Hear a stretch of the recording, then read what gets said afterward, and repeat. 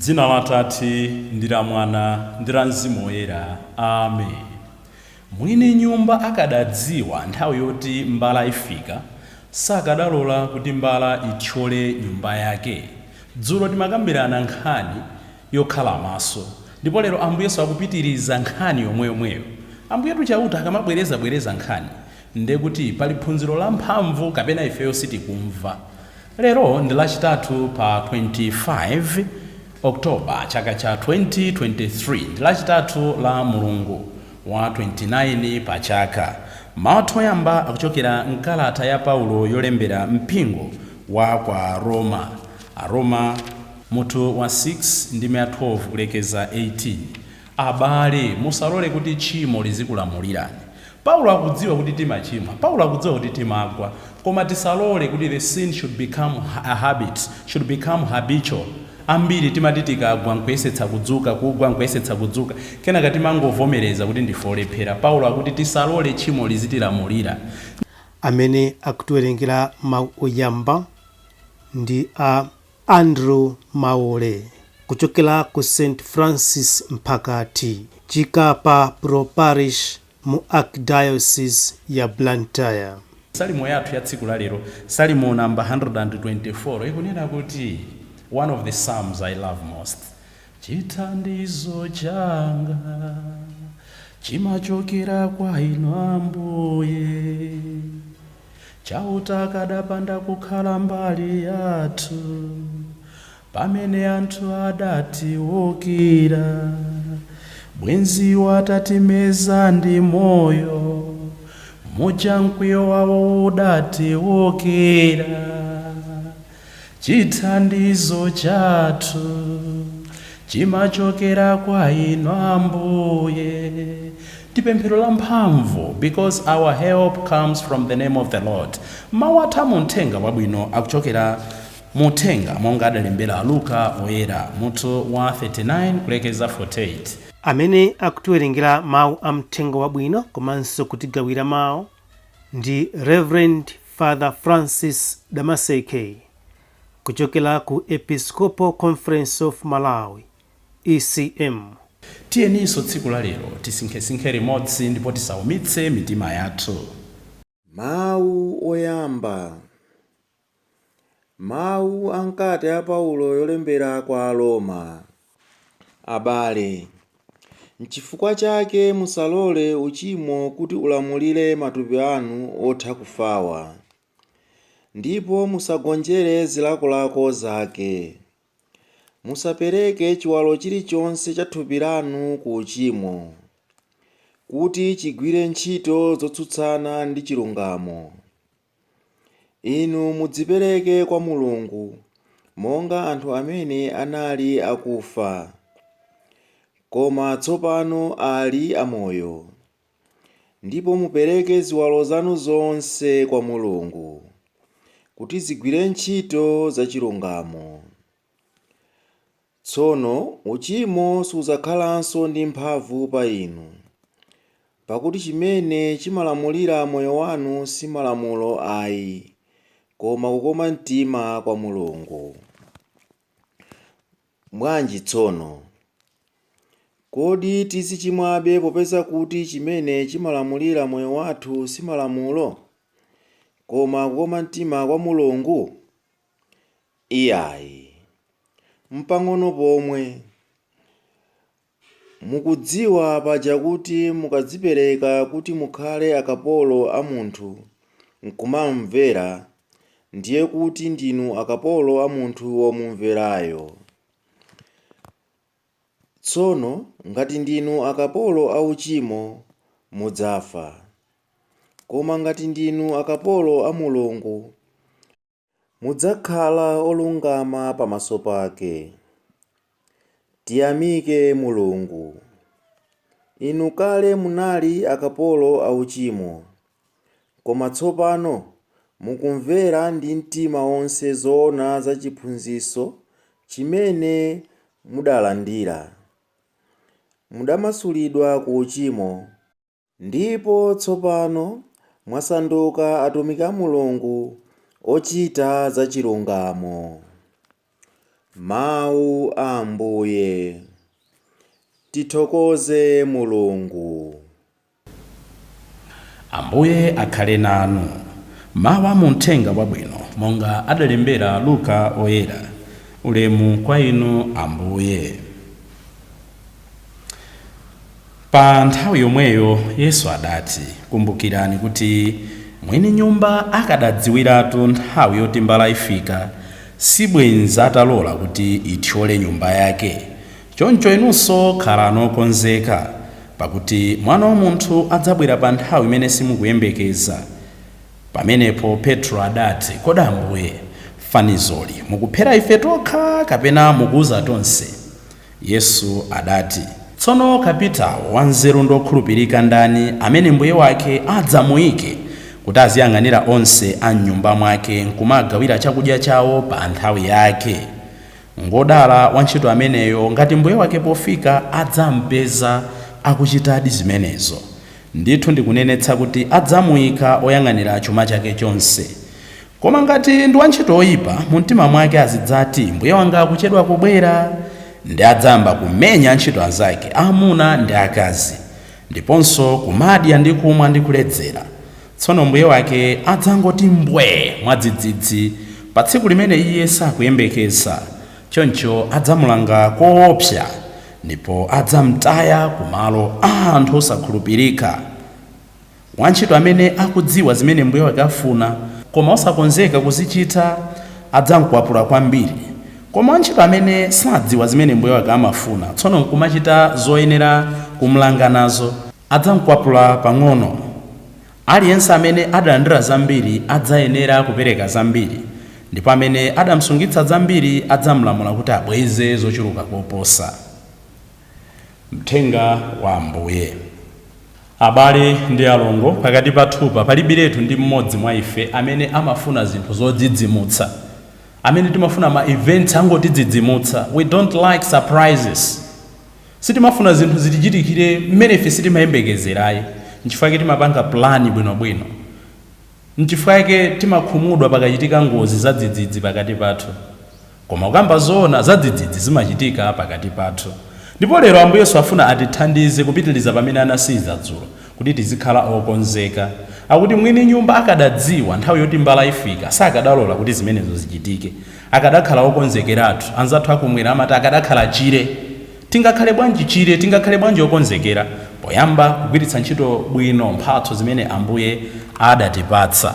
Zikundipatsa chidwi tikawerenga mthenga umenewu kuti pamene anthu amakambirana nkhani imeneyi, Petro nde adadzafunsa kuti kodi Ambuye, fanizo limeneli mukuphera ife kapena mukuza onsewa? Nde Ambuye Yesu m'malo momwe yankha Petro kuti ayi eya ndikuphera inu kapena ndikuphera onsewa, chimene akuchita akupanga seize the opportunity nkuyamba kuwaphunzitsa. Akuwaphunzitsa chani?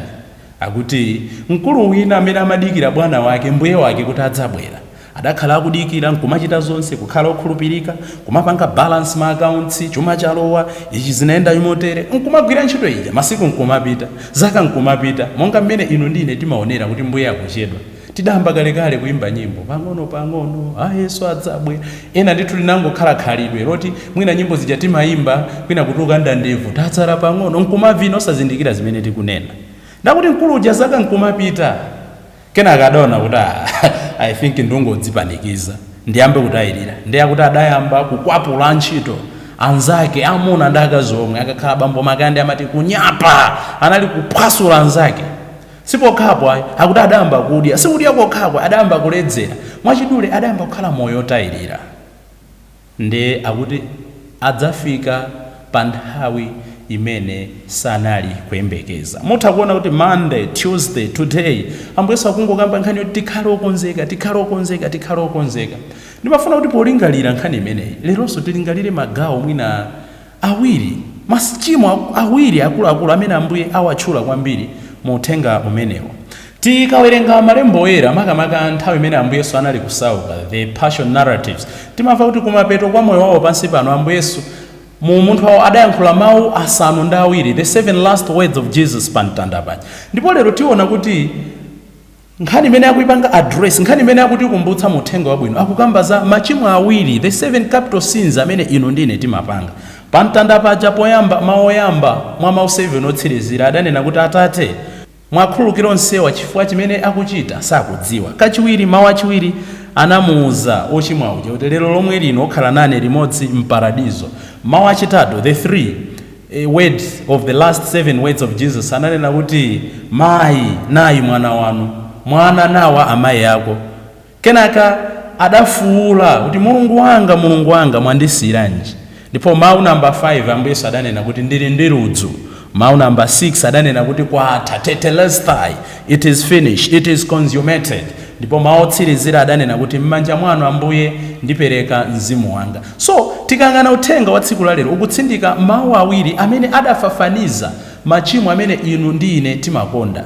Poyambirira mawu namba 5 aja amafafaniza tchimo limene inu ndi ine timapanga, tchimo la uchidakwa kapena tchimo la uchimadyo. Ndili ndi ludzu lotani, anali ndi ludzu lotani? Ludzu lofuna kuti ife tizichita zinthu moyenerera, the sin of gluttony. Ambiri tili ndi kudya kopanda khalidwe, ambiri tili ndi kumwa kopanda khalidwe. Faton Shin amapanga define the sin of gluttony, tchimo la uchidakwa kapena tchimo la uchimadyo motere: it is an inordinate indulgence in food or drink, and it may manifest itself either in taking more than necessary, or in taking it at a wrong time, or in taking it too luxuriously. Kuti tchimo la uchidakwa, tchimo la uchimadyo limaonekera pakufuna kumwa ndi kudya poyambirira modutsa muyeso, kachiwiri pa nthawi yolakwika, kachitatu pakudya ndi kumwa mwamanyado titha kutero. Ndikangati abale inu ndine monga anachitira wantchito uja amene akuti ataona mbuye wake akuchedwa adangoyamba kumadya ndi kumwa modziwala. Ndikangati kamene inu ndine timadya pa nthawi yolakwika, timamwa pa nthawi yolakwika. Ndikangati kamene inu ndine timadya luxuriously, kuti zakudyazo sitikuzisowa. Thupi lathu timadziwa mulingo wa zakudya zathu ndi ABCD, koma mukaonatu anthu ena amadya mwaova, komanso akatenga budget yawo anthu tuti saname, anthu amapanga ma budget 3 million 2 million banja atu lanthu folo zakudya, pamene neba wawo wantchito wawo akumulipira 30,000, iwo pamwezi amadya zakudya za 2 million. Tchimo la uchimadyo ndi uchidakwa ndi limenelo. Mukayang'ana mzinyumba za anthu kunja kuno, sindonena kuti kumwa nkolakwika, kudya nkolakwika, koma timapanga zimenezo kuti tikuzisowadi kapena manyado chabe. Anthu ali ndi mabotolo azakumwa, mwina nyumba kukhala ndi mabotolo 30 chakuti, botolo lila 70 chakuti 1000, botolo lila 200,000, botolo lila 300,000, akawerengetsa zonse zichokwana 16 million. Pamene neighbor close to door akulephera kulipirira mwana school fees ku CDSS 30,000, koma akapita ku church Sunday kumene ndifana Maria tigwirane manja akatolika ndamo. Tchimo la kudya, tchimo la uchidakwa. Ena nkukhala tili nazo zochepa koma timadya pa nthawi yolakwika, nthawi yokagwira ntchito takumbatira, kungocha mmawa ali nawo nkute, kenaka akumwa phala, akayenda bawa akubwera udzadya chingowe, ayina amati mtama, akatero 12 koloko afuna nsima, akadya agone azitoposa mmano, akachoka pamenepo akaswere bawo akupita kudimba akadya nzimbe, akuchoka pamenepo adzadya mbatata zimene anasunga. Tsiku lija kungokhala mimba njuu, limene lonso ndi tchimo. Ambuye Yesu amati ndili ndi ludzu lofunitsitsa kuti anthu azichita zinthu moyenerera. So mkuluyu akumudzudzula chifukwa chene adayamba kutayirira nkumadzipanga indulge in food and drink pa zinthu zimene samazisowa. Matupi athu amenera asamalidwe mwa mulingoso oyenerera, koma mukaona kuti ambiri tikayamba kuyiwala uzimu wathu timayamba kusamala kwambiri matupi athu, timachita chidwi. Mundimvetsetse, sindifuna kupanga ofende aliyense. Anthu timapita kukapanga mafizo, ndi mmodzi mwa ine timakathamanga, timalolera kuthamanga 1 hour 30 minutes, ena amapanga mafizo 2 hours, ena 3 hours, which is good. Koma mukaona chifukwa chonena kuti tidataya mzimu wathu, tidatayirira za mzimu wathu, tidayiwala kusamala za mzimu wathu, tidayamba kusamala matupi athu mwaova. Ndiye mukaona anthu ku church ambiri makamaka maparish town amathamangira misa ya 6 koloko. Osati kuti misa yamayikonda, koma amati ndi yachidule, misa imene samatalikitsa ulemu timangonena, Ambuye muchiritse timangonena, ndimvera timangonena, nthawi zina timadutsa, mapemphero a Khristu amakhala achidule, within 30-40 minutes imakhala yatha. Ndikangati timapanga bend our knees in prayer 10-20 minutes, koma mukaona kuti ife amene timajijirika kupita kothamanga daily kuti tilibe nthawi ku 10 minutes kudzilanga moyo wathu wauzimu. Adayamba kutayirira, amangodya ndi kumwa, amasamala thupi lawo kusiyana ndi kusamala uzimu wawo. Chachiwiri chimene akutionetsa ndi tchimo limene timanena kuti sloth, tchimo lakutayirira. Tchimo limene limaoneka motani? Moyo wathu wauzimu komanso wathupi. Tikang'ana ambiri moyo wathu timakhala ndi moyo otayirira. Monga mkulu amatayirira nkuyamba kukwapula anzake, amuna ndi akazi omwe. Ndipo sloth imaoneka kugwiritsa ntchito udindo molakwika, kuyamba kuwalamula anthu apange zimene ifeni sitingathe kupanga. Sloth imaoneka pamene tasiya kulimbikira, pamene tasiya kukometsa moyo wathu kupanga cultivate new virtues. Amatero kuti pa tsiku la chiweruzo Ambuye akatifunsa kuti ndionetseni manja anu ndipo mundionetse mabala amene mudagwira ntchito pansi pano podzetsa mtendere, podzetsa chilungamo, posamala amasiye, posamala ana ovutika. Ndionetseni mabala azipyera zimene mudamenya nkhondo ndi Satana. Ambiri m'manja mwathu mukanali moyera chifukwa chonena kuti sitinakhale mdani wa Satana, tidapanga ubwenzi ndi Satana. Tikamati zipyera za udani wathu ndi Satana sitikunena m'manja monga mukuonekera, tikukamba nkhani ya moyo wathu wauzimu. How many times anthu adana nane chifukwa ndimadzetsa mtendere, chifukwa ndimatsutsa zolakwika, chifukwa kuti ndimadzudzula zinthu zimene zikupita kuphompho, kapena anthu amandikonda chifukwa kuti ndine amene ndimathirira umboni zinthu zolakwika zimene zikuchitika pakati pathu. Wantchito uja adayamba kukwapula anzake, adayamba kutayirira, adayamba kudya. Ndikukhulupirira kuti limenelo lisakhale tchimo lanu, limenelo lisakhale tchimo langa. Ambuye tsiku la lero tithandizeni kuti tizikhala maso pomalimbikira kukometsa uzimu wathu, pomalimbikira kukonda anzathu, pomalimbikira kugawana zimene inu mudatipatsa koposaposa, pomakhala nawo mtima okonda kutumikira monga Ambuye Yesu akutiphunzitsira. M'dzina la Atate ndi la Mwana ndi la Mzimu Woyera. Amen.